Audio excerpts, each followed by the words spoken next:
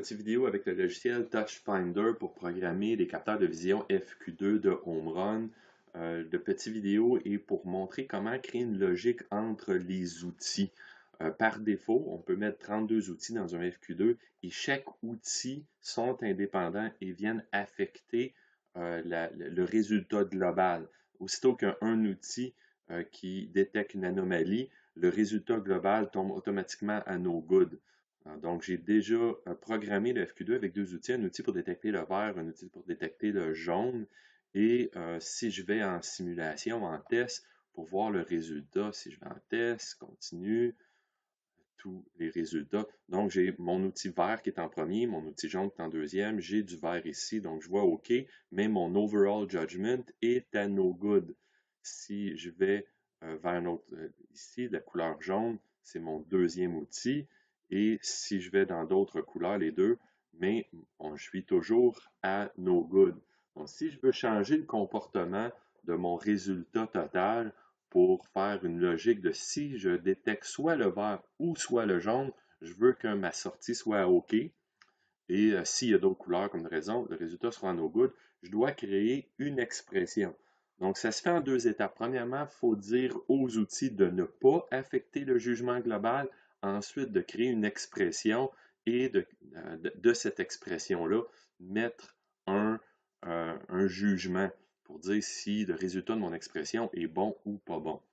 Donc, si je retourne dans mon programme, maintenant, mon programme est ici. La première étape, comme je disais, c'était de modifier mes outils afin qu'ils ne contrôlent pas mon résultat global. Donc, mon outil vert, si je vais le modifier, bon, dans le setting, c'est ici qu'on vient lui apprendre les couleurs, tout ça, mais dans le détail, j'ai les paramètres de sortie et dans refléter, affecter le résultat global, par défaut, c'est à oui, je dois le mettre à non. Donc, je fais ça pour mes deux outils. J'ai fait mon vert, je vais faire mon jaune, outil, détail, paramètres de sortie, refléter, non. Donc, maintenant, si je retourne en test, en mode test, et je vois que mon résultat est à OK, même si mes deux outils sont à no good, parce qu'il n'y a aucun outil présentement qui fait. Les deux outils qui sont là n'affectent pas mon résultat global. Donc, si je passe et j'ai des résultats différents dans mes outils, ça n'affecte plus mon overall. Donc, qu'est-ce qu'il me reste à faire? C'est créer une expression pour contrôler mon jugement global. Qu'est-ce que je vais faire pour créer une expression? Je retourne en mode programme.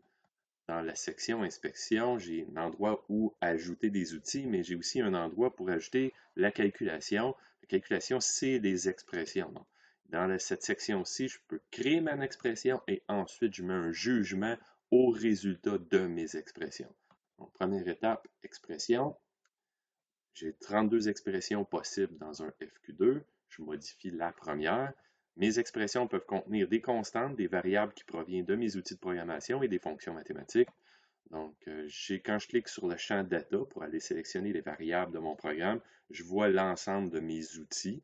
L'outil de détection de vert et de jaune sont ici. Si je clique en premier sur détection de vert, l'outil, toutes les sorties, toutes les variables que l'outil me propose sont listées pour mon expression. La variable qui m'intéresse, c'est le jugement, savoir est-ce que j'ai détecté du vert ou non. Donc, je clique sur jugement. Qu'est-ce qu'il faut savoir sur les jugements? Si le jugement est à no good, la variable va contenir la valeur -1. Puis si le résultat est bon et OK, la variable va contenir 0. Donc, c'est 0 ou -1. Donc, j'ai le premier qui est mon outil vert. Je vais faire un plus, additionner, et je vais faire la même chose avec mon outil jaune. Donc, si les deux tombent à no good, parce que donc c'est la couleur rouge qui est en avant, mon résultat va être -1 plus -1, donc -2. Mais si je lève vert ou le jaune, une des deux variables va tomber à 0 et le résultat sera -1. Donc, les deux possibilités, c'est soit -1 ou soit -2. Donc, si je retourne maintenant, mon expression 0 est bâtie. Je recule encore d'un pas. Maintenant, dans mes jugements, mon jugement, présentement, c'est du minimum au maximum, mais moi, je veux que ça tombe bon seulement si j'ai la valeur -1. Donc, ma valeur minimum, je vais le mettre à clear, moins 1. OK, ma valeur maximum, c'est la même chose. Donc maintenant, si j'ai la valeur moins 1, c'est OK. Puis si j'ai la valeur autre que moins 1, qui va être moins 2, ça sera plus bon. Mon résultat ne rentrera plus dans mon barème d'acceptation pour le résultat de mon expression. Je peux directement le voir ici, le résultat. Donc, si je vais dans la couleur orange, je tombe à moins 2, je suis à l'extérieur de mes tolérances. Donc, je suis à no good dans cette expression-ci. Et rouge, la même chose. Si je viens dans le vert ou le jaune, qui sont mes deux outils maintenant, mon expression tombe à OK.